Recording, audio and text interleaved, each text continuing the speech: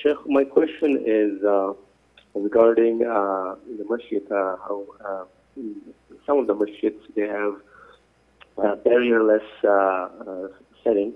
There's no barrier between men's section and women's section. And they use evidence that this is how it was during the time of the Prophet sallallahu alaihi wasallam.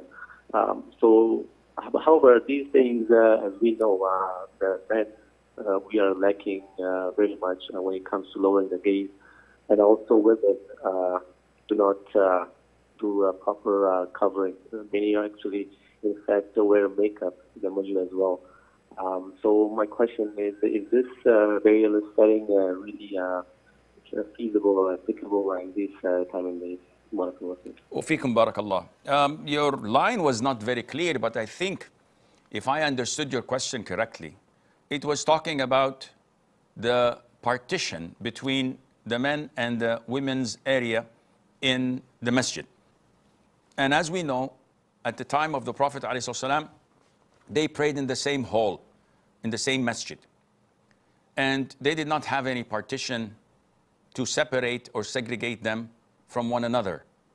The Prophet simply said, the best row of women is the furthest, the last, and the best row of men is the first, to keep them as far as possible. And the worst row of women is the first, and the worst row of men is the last, to keep them as far from each other as possible.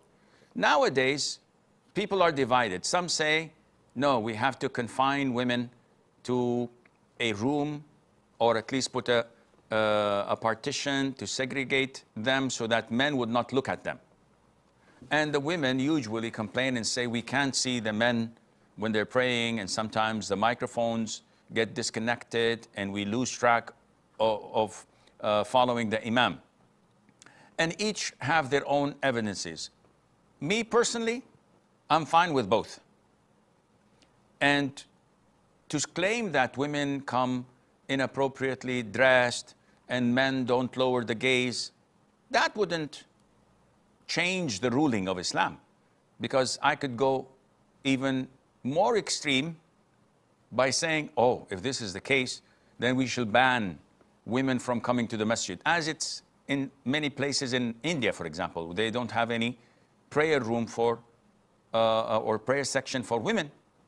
They totally ban them from coming to the masjid. And this is haram. This is not part of Islam at all. So we cannot justify crossing the line and changing the rules of Islam because of some mistakes or sins that people do. We tell men to lower their gaze and not to stand up and leave until it is proper for women to take cover and to leave before the men, as was the sunnah. We tell women to fear Allah and to wear modest clothes and not to wear makeup and not to reveal their awrah and fitna, so that they would not gain sins and nullify their own prayers. Why are you in the masjid in the first place? You're there to gain reward from Allah. But by coming in this fashion, you're gaining sins. So they have to be careful, and Allah Azza wa Jal knows best.